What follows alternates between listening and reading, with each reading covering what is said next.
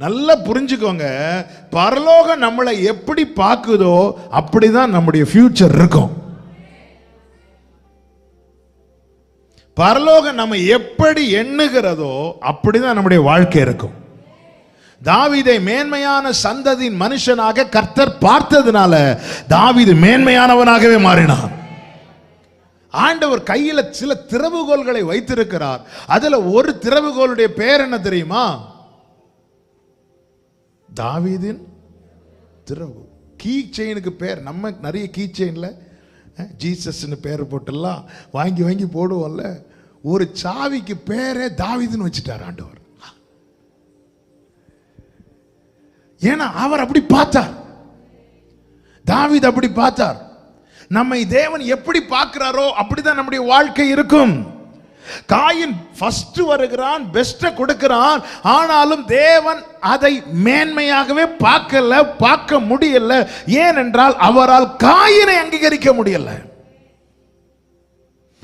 ஏன் காயினை அங்கீகரிக்க முடியலையா? 1 யோவான் 3:12 சொல்லப்பட்டிருக்கிறது.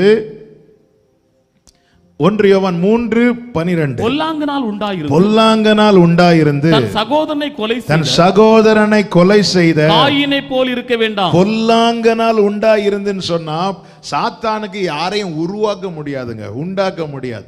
ஆனால் அவன் இஷ்டத்துக்கு அவனுக்கு ஒருவன் இடம் கொடுக்கும் போது பிசாசானவன் என்ன செய்வான் என்றால் தனக்கு ஏற்றார் போல அவனை டியூன் பண்ண ஆரம்பிச்சிருவான். அவனுடைய பார்வை, அவனுடைய பேச்சு. பிசாசு யாரு? அப்படியே இயேசுவுக்கு எதிரானவன். இயேசு எதை செய்யணும்னு சொல்றாரோ அதுக்கு எதிராய் செய்ய வைக்கிறவன் தான் பிசாசு. தள்ளப்பட்டவன், இயேசுவுக்கு அப்படியே எதிரானவன். அவர் எந்தெந்த பாதையில நடக்கணும்னு ஆண்டவர் போடுறாரோ அதுக்கு எதிராய் நடக்க வைக்கிறவன். பொல்லாங்கனால் உண்டாயிருந்து என்று காயினை குறித்து சொல்லும் போது காயினை சாத்தான் சிருஷ்டிக்கவில்லை, அவனுக்கு சிருஷ்டிக்க முடியாது. சிருஷ்டிகர் ஒருவர் தான், நம் ஆண்டவராக இயேசு கிறிஸ்து மட்டும்தான்.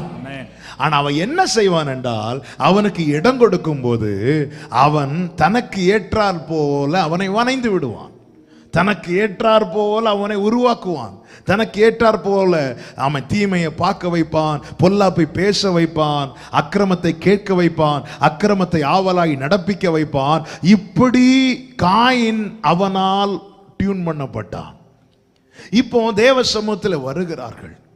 காயினுடைய சரியான நிலை என்னவென்றால் யூதா 11 சொல்லப்பட்டிருக்கிறது, காயினுடைய வழி அது பாவத்துக்கு உள்ளாகி கெட்டு போகிறதா. அந்த வசனத்தை வாசிங்க.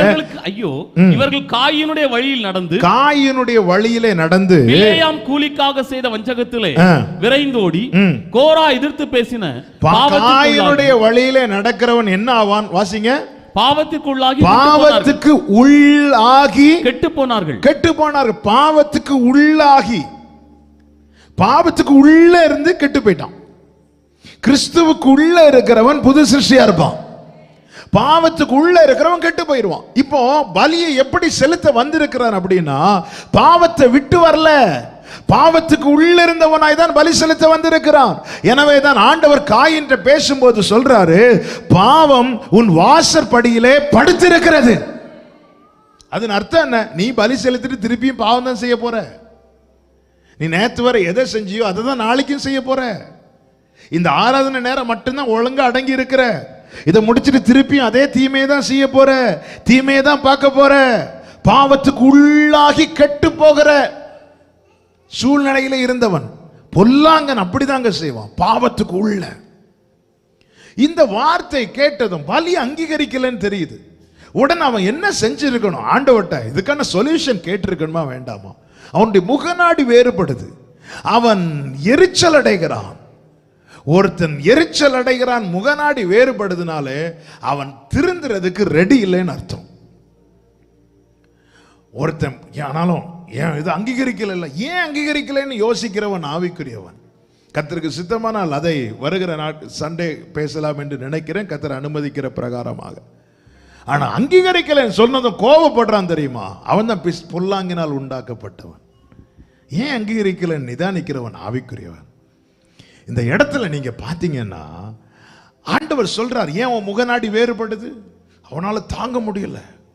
அவனுக்கு அங்கீகரிக்கப்படாதது கூட பிரச்சனை இல்லை, ஆபேல் அங்கீகரிக்கப்பட்டது தான் அவனால தாங்க முடியல.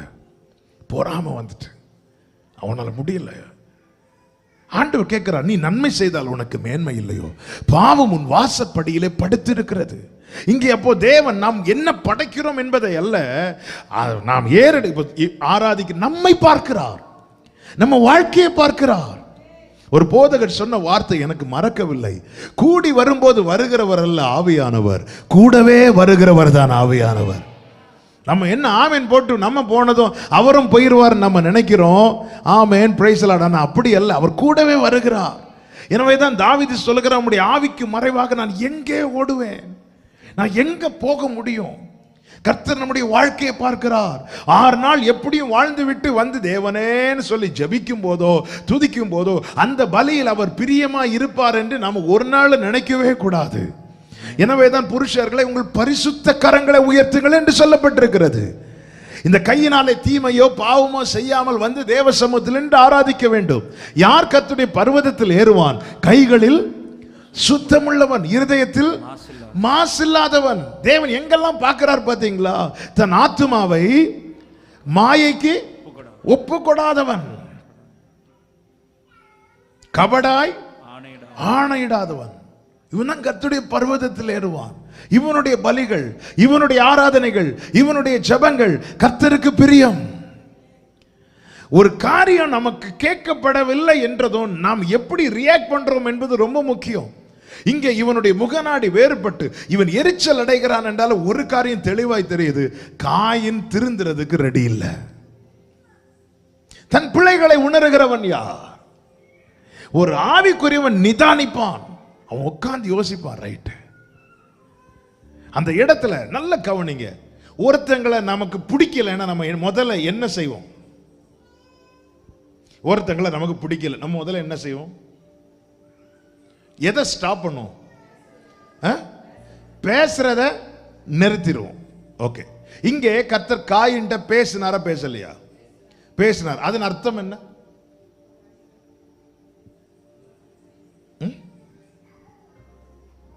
அதன் அர்த்தம் என்ன? அதன் அர்த்தம் என்ன? காயினை நேசிக்கிறார்.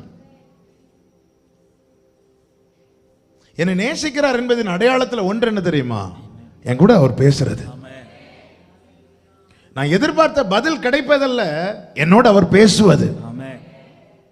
நம்ம எல்லாம் எதிர்பார்த்தது மாதிரி பதில் வருவதை நேசத்தின் அடையாளமாய் பார்க்கிறோம். அதுவும் நேசத்தின் அடையாளங்கள் ஒன்று. ஆனா நேசத்தின் அடையாளத்தில் முக்கியமான ஒன்று என்னவென்றால் அவர் பேசுகிறது. காயின்ட்டு பேசுறார், சொல்யூஷன் சொல்றார். நீ நன்மை செய்தால் உனக்கு மேன்மை இல்லையோ? ஆண்டவர் சொல்லி அதன் அர்த்தம் என்ன? உனக்கு நான் சான்ஸ் கொடுக்கிறேன், உனக்கு நான் தருணம் கொடுக்கிறேன். பாவத்தின் சம்பளம் மரணம். காயினை நான் உன்னை தண்டிக்கவில்லை, நான் உன்னை அப்படியே கொன்று போடவில்லை. நான் உனக்கு நாட்களை கொடுக்கிறேன், நான் உனக்கு கிருபையை கொடுக்கிறேன். நீ கிரியையை சரி பண்ணு, நீ நன்மை செய், நீ பொல்லாப்பை அகற்று. என் கண்களுக்கு மறைவாக பொல்லாப்பை அகற்று, என் கண்களை விட்டு பொல்லாப்பை அகற்று, தீமை அகற்று. நான் உனக்கு, நீ நன்மை செய், நன்மை செய்.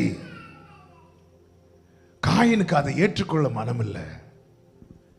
காயின் திருப்பி இன்னும் பொல்லாப்பை தான் செய்கிறான். அதன் விளைவுதான் தன் சகோதரனை கொலை செய்கிறான். நம்ம ஜெபிக்கிறோம், ஆராதிக்கிறோம், நான் என்னுடைய ஜெபத்தை வச்சு கர்த்தர் பதில் தரணும்னு நம்ம நினைக்கிறோம். அவர் நம்மை பார்க்கிறார், நம்முடைய வாழ்க்கையை பார்க்கிறார், நம்முடைய நினைவுகளை பார்க்கிறார், நம்ம என்ன செய்து கொண்டிருக்கிறோம் என்பதை பார்க்கிறார். ஹல்லேலூயா. இத்தனை நாள் ஜெபித்தும் எனக்கு பலன் இல்லையே, இவ்வளவு காலம் ஜெபித்தும் என் ஜெபத்துக்கு பதில் இல்லையே. காயினுடைய வழி பாவத்துக்குள்ளாகி கெட்டு போக பண்ணுகிற வழி. அப்படிதான் அவன் இருந்தான். கர்த்தர் ஆனாலும் பேசுகிறார். இதுதாங்க கிருபை. எனக்கு ஜீவ மார்க்கத்தை தெரியப்படுத்துறார் தெரியுமா? இதுதான் அவர் என் மேல வச்சிருக்கிற அன்பு.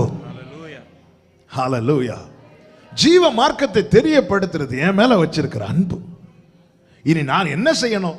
எனக்கு கிடைச்ச சான்ஸ். அவருக்கு கோடி, இந்த இடத்துல காயின் என்ன பண்ணி இருக்கணும்னா கோடி நன்றி சொல்லி இருக்கணும்.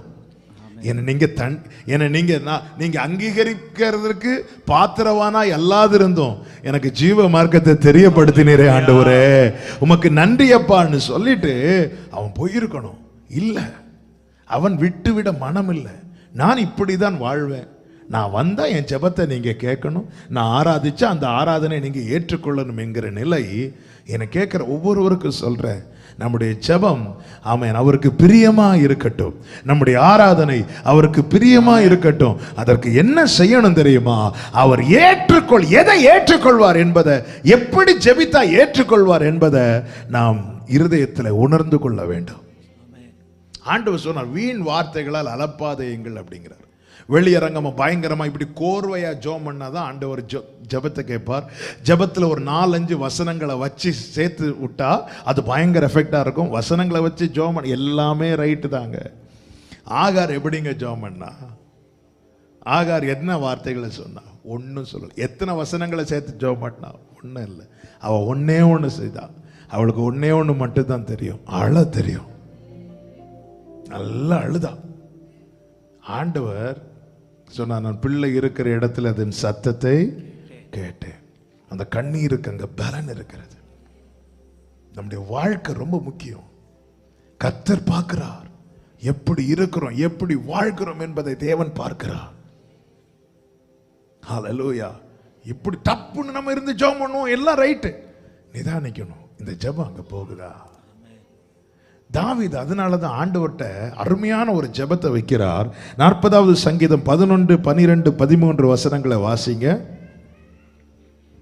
சங்கீதம் 40, 11, 12, 13 வசனங்கள். கர்த்தாவே, நீர் உம்முடைய இரக்கங்களை எனக்கு கிடையாமற் போக பண்ணாதேயும், உம்முடைய இரக்கங்களை எனக்கு கிடையாமற் போக பண்ணாதேயும், உமது கிருபையும் உமது கிருபையும் உமது உண்மையும் எப்பொழுதும் என்னை காக்க கடவது. எண்ணிக்கைக்கு அடங்காத தீமைகள் என்னை சூழ்ந்து கொண்டது. அக்கிரமங்கள் என்னை தொடர்ந்து பிடித்தது. நான் நிமிர்ந்து பார்க்க கூடாது இருக்கிறது. அதாவது பாவத்துக்கு உள்ளாய் கிடக்கிற அனுபவம் இது. என் அக்கிரமங்கள் என்னை தொடர்ந்து பிடித்தது, நான் நிமிர்ந்து பார்க்க கூடாது இருக்கிறது. அவைகள் என் தலைமயிரிலும் அதிகமா இருக்குது. என் தலைமுடியின் எண்ணிக்கையை விட அதிகமா இருக்கு. என்ன மூழ்கடிக்குதப்பா, என் இருதயம் என்ன செய்கிறது? சோர்ந்து போகிறது. 13வது வசனம். கர்த்தாவே, என்னை விடுவித்தருளும். கர்த்தாவே, எனக்கு சகாயம் பண்ண தீவிரியும். இந்த ஜெபத்தின் பதில் தான் 1, 2, 3 வசனங்களை வாசிங்க. கர்த்தருக்காக பொறுமையுடன் காத்திருந்தேன். இந்த ஜெபத்தை பண்ணிட்டு